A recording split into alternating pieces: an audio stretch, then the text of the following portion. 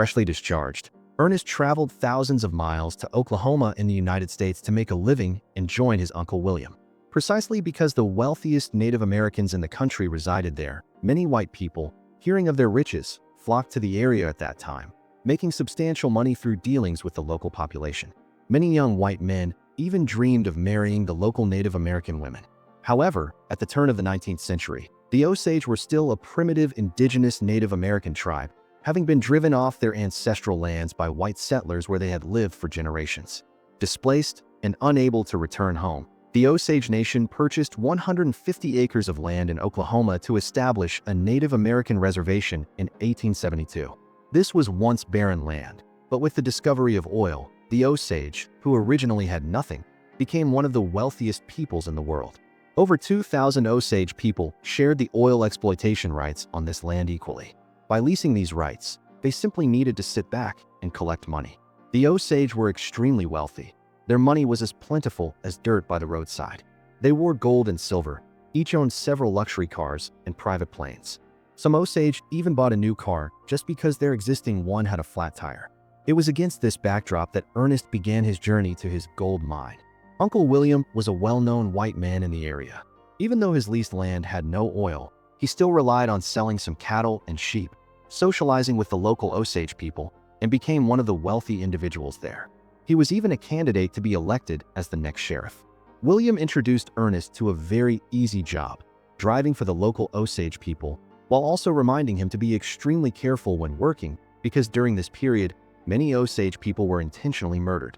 Although over 60 Osage people were murdered within 4 years, these cases ultimately remained unresolved. But everyone secretly knew very well that these issues were definitely related to the mineral rights held by the Osage. After an exploratory conversation, the uncle placed a great deal of hope in Ernest. The very next day, Ernest officially began his driving job. He met his old comrade Morrison again in the town square. The two had great chemistry, embracing each other tightly. Morrison then boasted to Ernest that his wife, Keith, was a full-blood Osage, which also meant he had one. The client Ernest was serving was a girl named Molly. Like his comrade Morrison's wife, she was also a full-blood Osage. Although the two didn't talk much, Ernest seemed to have his own plan. Today, his uncle told Ernest that Molly was currently single, and he could pursue her if he liked. Although this was just a suggestion, in Ernest's interpretation, it felt more like a demand. The uncle told Ernest that there were 5 people in Molly's family. Besides her 3 daughters, there was also an elderly mother. Each of them held oil rights, and if one of them died, the assets would be inherited by the surviving family members. So, if Ernest and Molly marry, it's very likely that these exploitation rights will have a chance to fall into their family's hands. You have a very handsome face, you know. Following his uncle's suggestion, Ernest began to actively strike up conversations with Molly. With his mundane romantic words, Ernest successfully made Molly, who was always serious and rarely smiled, burst into laughter. Afterward, the relationship between the two continuously heated up. Molly gave Ernest a valuable hat and invited him to stay for dinner. Ernest seized this opportunity to start flirting wildly. "Do you know your skin color is beautiful? I feel like you're just pretending to be serious. I bet your heart is very soft." Because Ernest's confessions were so corny, Molly called him a cheesy wolf. Then she directly exposed Ernest's thoughts. The little wolf wants money now. Ernest didn't hide it either. "All right, that money is really great, especially for lazy people like me. I mean, I also want to sleep all day, and when it gets dark, I'll have a party." Molly listened but said nothing, instead inviting Ernest to drink the best whiskey. However, what Molly didn't know was that Ernest was not as simple and gentle as he appeared. Ernest often, with his corrupt friends, put bags over their heads to block roads and rob wealthy Osage people. Because the victims didn't care about these minor losses, they remained free from the law. After getting the money, Ernest would go to the casino and spend a lot of money like other gangsters, then be penniless by the next morning. Therefore, only by quickly marrying Molly could he completely change his life. Molly was the second daughter in her family. One of her younger sisters was married to a white man named Smith. Although her younger sister reminded Molly that Ernest was doing it only for their money, Molly didn't care. Of course he wants money, but he also wants stability. Compared to her younger sister's realism, her older sister Anna's thoughts were very romantic. His uncle has money, so what he wants isn't money, he loves you. However, what she didn't know was that she would pay a hefty price for this romance. Not long after, Ernest was eager to propose to Molly. Molly said nothing, just stroked Ernest's hair and hugged him. Just as Ernest's uncle had said, this people truly didn't like to express emotions with words. Although outwardly the uncle was very friendly with the Osage, his inner thoughts were different. Can you tolerate a person like her? Ernest said he loved her very much, so he could do anything for her. They held a grand wedding according to local customs, and amidst the blessings of relatives and friends, Ernest lived a happy life as he wished. However, what should have been a lively moment saw Molly's older sister looking very depressed. Uncle William, seeing this, quickly went over to comfort and inquire. It was then revealed that Anna was ill and might soon pass away. It turned out that the Osage would contract a debilitating genetic disease that meant they could only live up to 50 years at most. The uncle expressed his blessings to Molly's sister in the local language. At the same time, a conspiracy was quietly unfolding. Sure enough, not long after, Molly's younger sister passed away. Although her husband, Smith, had the right to inherit oil rights, he didn't look happy at all because the rights had to be equally divided among the deceased's surviving relatives. So, as someone who suddenly jumped in to share a piece of the pie, he was very unfriendly towards the newlywed Ernest.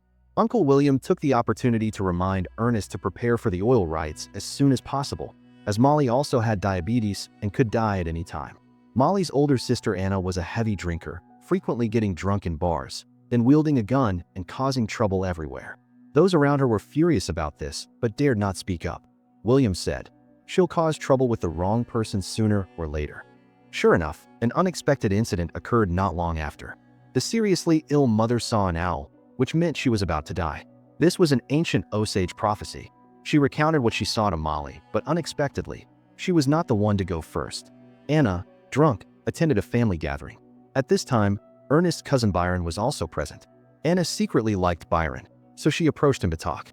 Unexpectedly, just because Byron refused to drink her liquor, Anna slapped him across the face. Ernest immediately stepped forward to separate them, casually snatching Anna's pistol, then pushed his cousin out. At this very moment, his cousin suddenly said to Ernest with hidden meaning, "A few days ago an Osage man was assassinated, then thrown into the nearby oil well. The police didn't find the killer, but the cousin believed his white wife did it. It's time for me to take Anna home now." Although Ernest felt a little uneasy, he still handed Anna over to his cousin and assured his wife Molly that his cousin would take her home safely. From that day on, Anna disappeared from the world. Not long after, her body was found in a canyon. Molly and Ernest went to the scene to confirm, but the tragic sight before them made Molly unable to bear looking directly at it. The successive murders terrified the Osage, and the local police had still been unable to solve the cases. Therefore, the chief gathered everyone to discuss countermeasures. They believed that white people from elsewhere were oppressing and murdering their kin and gradually eroding their rights. So, to thoroughly investigate this issue, after some discussion, they decided to offer a reward of $7,000 to hire a private detective to help them investigate. To show friendliness to the Osage, Uncle William added another $1,000. This move truly won the favor of the Osage. However, what Ernest did not expect was that his brother-in-law Smith, whose wife had just passed away, was actually dating Retta, Molly's youngest sister. It seemed everyone was trying their best to acquire more exploitation rights. This undertaker was no exception. He sold Ernest a coffin at 3 times the market price. However, when faced with Ernest's suspicion, he didn't mind. "This isn't your money. For you." Extracting a little more money to pay for it takes no effort at all. Even during the funeral, the bank officials were still scrambling to find ways to divide the inheritance left by the older sister. And that very night, someone blew up Anna's coffin and took the gold and silver jewelry buried with her. It was then that Molly developed a deep hatred for the white people here. Those who traveled thousands of miles to get here seemed to have turned into greedy and unsightly zombies. She closed her eyes, trying to keep the good things in her heart, but the hatred still came. Desperate, Molly could only place her hope in the detective before her, hoping he could bring the killer behind it to justice. However, the investigation made no progress. That night, the police officer in charge of the autopsy was stabbed to death in the street. The detective cleared Byron from the suspect list because, after investigation, he had indeed taken Anna home. At the same time, Smith, who was now married to Retta, was also secretly investigating the case and stated that he knew who the killer was. Although Molly was very depressed during this time, Ernest always used his unique sweet words to please Molly. Uncle William even used his connections to buy Molly a dose of insulin to prevent her diabetes from worsening. Even though we know at that time insulin had not yet been officially released to the market, and only 5 people in the US could afford it. This also showed how wealthy the Osage were. However, what worried Ernest was that after a few injections, Molly suddenly developed psychological resistance. Ernest was very angry and chased the doctor who came to inject her away. After venting, Ernest finally persuaded Molly to let him inject her. "I'll take care of you. No one will harm you in front of me." And from that day on, Ernest personally gave her every injection. A few years later, Molly's mother passed away. Ernest and Molly also had their own children. Molly's mother's mineral rights were inherited by Molly and her sister Retta. However, Molly hadn't even overcome her grief when misfortune struck again. That night, while sleeping, Ernest and Molly were awakened by an explosion. The house destroyed by the explosion was that of Molly's sister Retta and brother-in-law Smith. Because the bomb's power was too strong, the entire house was blown into rubble, and Molly's sister Retta was killed instantly. After learning that her only remaining relative had also met with tragedy, Molly collapsed on the spot. The once happy family of 5 was now reduced to just Molly. The private detective who investigated earlier had also gone missing. Molly, in pain, ignored Ernest's obstruction, and under the eyes of her 3 children, she boarded a train alone to Washington. With immense financial power and the help of a Native American organization, Molly successfully met the then President of the United States. She told the president about her misfortunes and hoped that he could help. Due to the frequent mass murders, the president later established a special investigation team. This team was the predecessor of the FBI in the United States. After 2 years of investigation, the investigation team finally identified the 2 white men closest to Molly as Ernest and William. It turned out that all of this was their conspiracy. The series of Osage deaths at the beginning were actually all part of William's plan. Outwardly, he was a good friend of the Osage, but behind their backs, he secretly sent people to kill one Osage after another for his own benefit. After seeing the handsome Ernest join, the greedy William had an even more insane plan. Because compared to those small profits, behind Molly lay the mineral rights of an entire family of 5. This fortune could allow his family to enjoy prosperity for generations. So, first, he encouraged Ernest and Molly to marry. After one of Molly's sisters died of illness, William arranged for his cousin Byron to kill Anna, then dispose of her body in the wilderness, while also creating an alibi. However, an old man in the bar told the truth. The reason they injected Molly with insulin to slow down her condition was so they would have time to take all of Molly's family's exploitation rights. To successfully wipe out Retta's family, Ernest found a hitman under William's arrangement. But unexpectedly, Ernest made his own decision to tell the hitman to also steal his car, and then Ernest would collect the insurance money. Good heavens, Ernest was truly a greedy Jew. However, this hitman was not reliable at all. He was caught by the police after stealing the car. When William learned of this, he was furious and punished Ernest severely, because once Molly discovered this, all their plans would fall apart. What do you think will happen to Molly and them? I love them, but if someone wants to stop the earth from spinning, they must die. Their era is over. Sure enough, after learning this lesson, things started to go more smoothly. Ernest led men to eliminate the detective.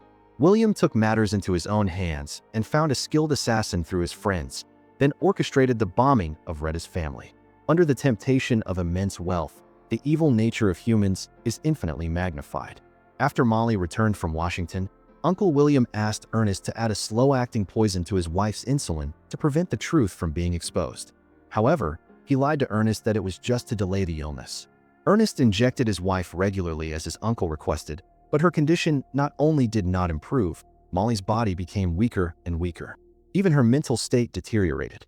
She even saw the owl her mother had mentioned one afternoon. Molly felt very desperate, but she had no doubt about Ernest and still agreed to let him inject her. After being interrogated by the investigation team, Ernest panicked and sought Uncle William to discuss countermeasures. Unexpectedly, his uncle chose to evade him. Then, the next day, William began selling his family's ranch. The situation became increasingly tense as those involved were arrested one by one. William tried to whitewash himself and asked Ernest to sign an agreement to transfer the exploitation rights. If anything happens to Ernest, the assets will be smoothly transferred into their family's hands. He said, if Ernest is arrested, at most it will just be a formality. He already has a complete plan for them to escape smoothly. Then he repeatedly asked if Molly had been given her injections on time. It was only then that Ernest realized there might be something wrong with the liquid in the insulin. So, before being arrested, Ernest poured the liquid medicine into a glass of wine first and drank it all, then added the remaining portion to the insulin, before giving his wife her final injection. Molly woke up groggily and spoke her last words to Ernest. "You're next." By the time the investigation team found Molly, she was unconscious but kept muttering that she wanted to see her husband. Fortunately, the investigation team took her to the hospital in time, thus avoiding a tragedy. After a period of treatment, Molly gradually recovered. To prevent any further unexpected incidents, the investigation team provided her with security protection. After Ernest was arrested, he intended to confess nothing. But what he didn't expect was that the investigation team had found the killer who stole the car earlier. After seeing the killer, Ernest immediately became very ashamed. He originally wanted to talk to the killer privately, for the two of them to coordinate their statements a bit, but he didn't expect that the killer had confessed everything. Ernest was furious, calling the killer an idiot and saying that his Uncle William already had a complete plan. But the assassin said, "That was the main plan because of his plan that I got caught." Then the detective began to put pressure on Ernest again. He said that William was only taking advantage of their family relationship. Ernest should cherish his family instead.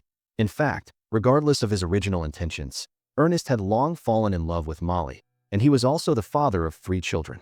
Therefore, Ernest began to waver after his family was mentioned. "I want to go home and see my wife. So what do you say I should do?" According to the information Ernest provided, the killers they were looking for were arrested one by one.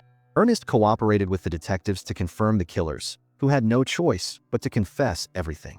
When William learned that he was about to be arrested, he voluntarily went to the local police station to surrender.